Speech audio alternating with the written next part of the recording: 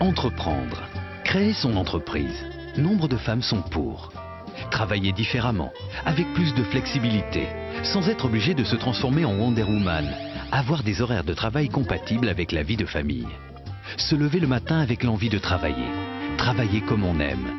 Concilier vie professionnelle et vie privée. Vivre sa vie en vrai.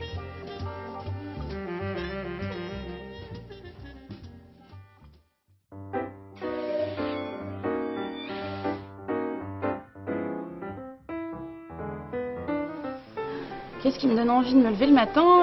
C'est que c'est quelque chose qu'on a créé nous. Déjà, ça c'est hyper motivant, et puis de savoir comment ça va se passer. Mais il y a aussi la crainte en disant est-ce que ça va bien se passer aujourd'hui en fait? Parce que c'est pas acquis dès qu'on arrive le matin. On ne sait pas sur quoi, comment ça va se passer la journée. Christine et Fleur sont cousines. Elles ont tout juste 30 ans. Voilà 2 ans qu'elles ont créé le Zingaté à Mâcon, un lieu de restauration à toute heure où s'exposent des artistes. Depuis 2 ans, elles se lèvent le matin avec la satisfaction d'avoir créé leur emploi et viennent travailler le cœur léger. Alors moi, mon défi personnel le matin, c'est d'être à l'heure, d'arriver à tout faire ce que j'ai à faire le matin chez moi avant, voilà, de poser mon fils à l'école et d'être ici à l'heure. Voilà. Et ça, c'est compliqué. Avec un enfant, c'est un peu plus compliqué que toute seule, ouais. En choisissant la restauration, les 2 cousines ne voulaient pas tomber dans le piège des journées de travail interminables. Dès le départ, elles ont fixé un cadre professionnel leur permettant de préserver leur vie personnelle. Du coup, on a choisi de faire des horaires de bureau, entre guillemets, de ne pas travailler le soir. Donc, c'est comme toutes les femmes qui ont des enfants, qui partent travailler le matin et qui rentrent le soir. Sauf que nous, il faut qu'on fasse du chiffre et que le soir, il y a soit des courses à faire, de la compta en plus, ou il y a des petites choses à faire en plus à la maison. On y pense, on dit tiens, demain on va faire ça et tout. Mais c'est un plaisir de venir travailler ici. Donc, je suis vraiment bien, moi, ici.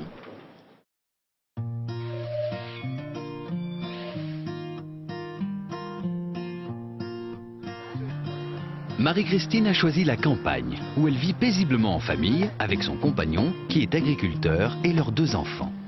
Sa journée de travail commence vers 9 h, après le rituel quotidien qui conduit les enfants à l'arrêt du bus pour l'école, puis la ramène à la maison pour soigner ses bestioles, comme elle les appelle. En ce moment, elle fait un peu la tête puisqu'elle attend un poulain. Donc on n'est plus très complices là, toutes les 2. C'est un moment très important. C'est 10 minutes de bonheur et ça me donne du punch pour toute la journée, quoi. Voilà, hein. Sans mes bestioles, la vie serait trop triste, quoi. Marie-Christine a fait carrière dans un domaine traditionnellement réservé aux hommes, le bâtiment. Sa spécialité à elle, la peinture. Il y a 5 ans, elle s'est mise à son compte. Elle travaille seule avec son apprenti. Aujourd'hui, à 49 ans, elle avoue fièrement avoir tout choisi, sa vie, son métier. Un métier qu'elle aime. Ce que j'aime le plus, c'est tout. C'est tout le côté décoratif, c'est tout le côté d'y mettre des couleurs, d'y mettre des emplacements, mais ça, c'est la cerise sur le gâteau, quoi. Voilà. Donc après, il y a le côté alimentaire. Hein. Donc, de temps en temps, ça fait du bien financièrement de faire de la peinture blanche au rouleau, sans se poser de questions. On va le matin, on peint, on rentre le soir, on se couche.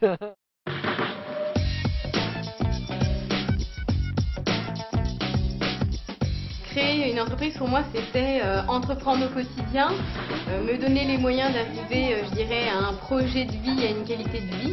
Là, je suis motivée par mon envie de réussir et j'hésite pas à me fixer des objectifs hauts à atteindre, mais c'est moi qui les fixe. Dès l'âge de 20 ans, Sarah brûlait d'envie de voler de ses propres ailes.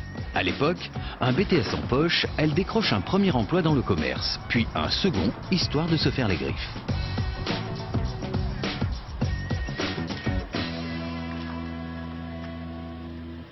Quand le projet est né, non, ça me paraissait pas accessible tout de suite du fait de mon âge, où j'attendais de gagner en maturité pour être aussi beaucoup plus crédible vis-à-vis de mes clients.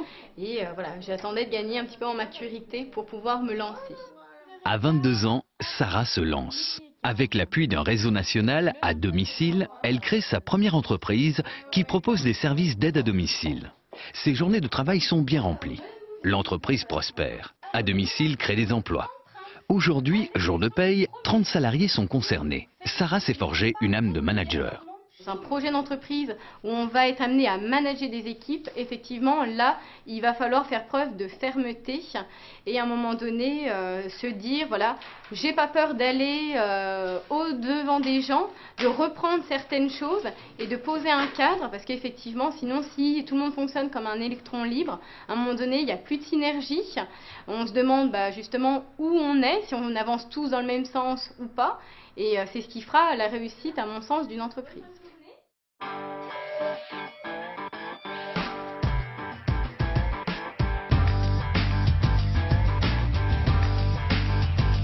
Là, en fait, c'est là où tout a commencé. C'est la boutique dédiée aux particuliers, où a commencé le négoce, où a commencé la fabrication aussi dans une petite arrière-boutique là-bas, quand vraiment on a commencé à bricoler. Puis c'est là qu'on germait les idées, c'est là qu'on a testé aussi tous nos produits. Historiquement et affectivement, voilà, c'est le lieu Légende Gourmande, c'est ici. Bonne journée madame, merci à vous. Au revoir. Il y a 10 ans, Emmanuel et Christelle se sont associés pour créer Légende Gourmande. Quelques années auparavant, elles travaillaient toutes les deux à la direction commerciale d'une grande entreprise. Elles ont 30 ans à l'époque, elles occupent des postes à responsabilité, elles sont bien rémunérées. Mais voilà, personne n'est à l'abri. Elles sont victimes d'un licenciement qui les met sur la touche. Elles décident de réagir en créant leur entreprise. Une petite boutique au départ, en centre-ville, à Chalon-sur-Saône. Ici, elles produisent leurs spécialités gourmandes qu'elles vendent aux particuliers. On a passé des moments un peu de solitude au départ, parce qu'une boutique qui s'ouvre, il faut quand même un petit peu de temps pour qu'elle atteigne sa vitesse de croisière, avant qu'il y ait des clients qui passent la porte, avant de fidéliser une clientèle, il faut quand même un petit peu de temps.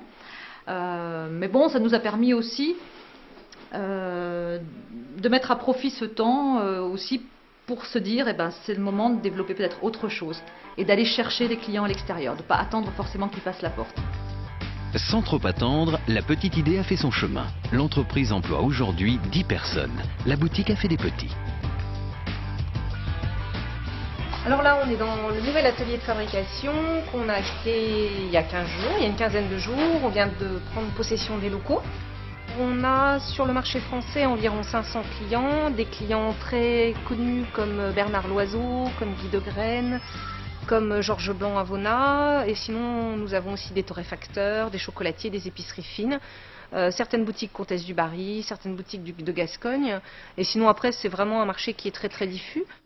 C'est pas forcément évident d'être une femme quand on démarre comme ça, surtout pour vendre, ça se passe plutôt pas trop mal, parce qu'en face de nous, on se retrouve avec d'autres femmes, puisque généralement les responsables de boutique sont des nanas. Par contre, au niveau des fournisseurs, c'est beaucoup plus compliqué. Il faut qu'on en fasse 10 fois plus, peut-être par rapport à un homme.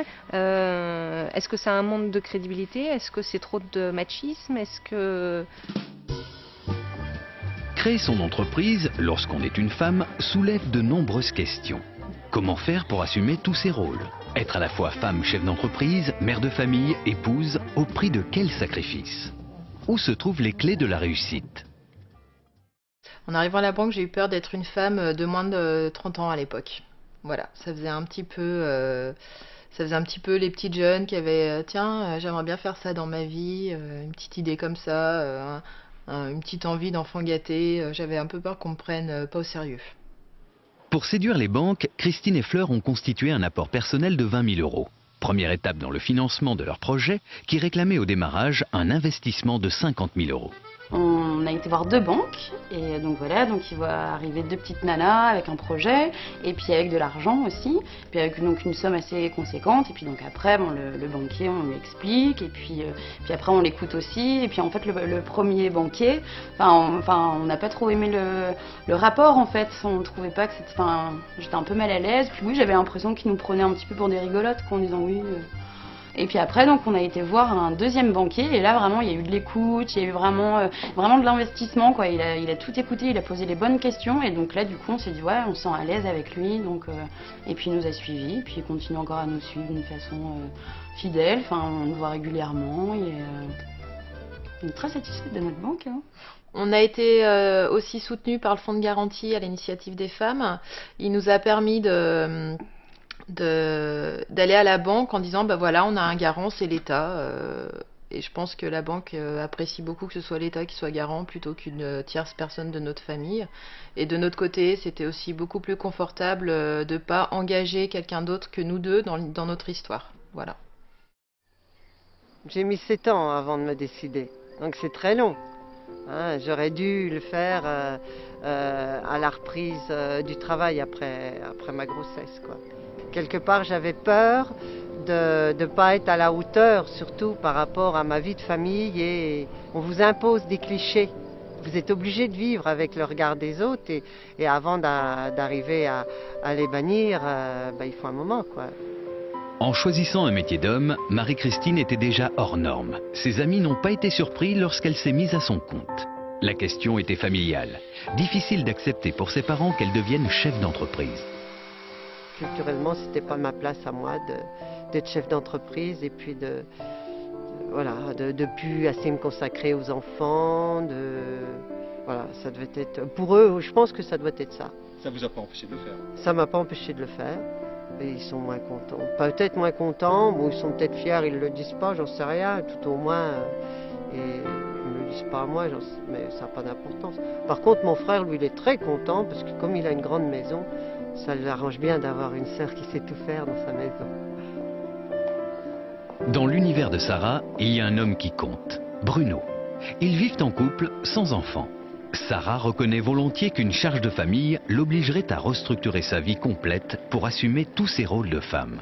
Pour effectivement arriver à gérer au quotidien, je dirais, sa vie professionnelle et sa vie privée, il est important de se définir des temps pour justement pour ses affaires courantes d'entreprise et des temps pour soi-même et pour les autres. Le danger, c'est vite de se refermer sur son entreprise, de ne penser qu'à ça et à un moment donné de s'éloigner aussi des personnes qui nous sont chères, qui nous aiment aussi tout simplement, et à un moment donné ça peut être quelque chose de dangereux. Pour moi, c'est important de la soutenir pour son équilibre, pour sa vitalité et sur sa vie quotidienne, sur aussi notre vie de couple, parce que c'est important qu'elle puisse se laisser entre guillemets les soucis au boulot et le week-end être un peu plus libre et oublier certaines choses du quotidien qui font que des fois c'est pas toujours simple non plus. En créant leur entreprise, Emmanuelle et Christelle n'ont pas pour autant renoncé à leur désir de maternité. Elles ont chacune 2 enfants. Les 2 premiers sont nés quasiment en même temps, après seulement 2 ans d'exercice.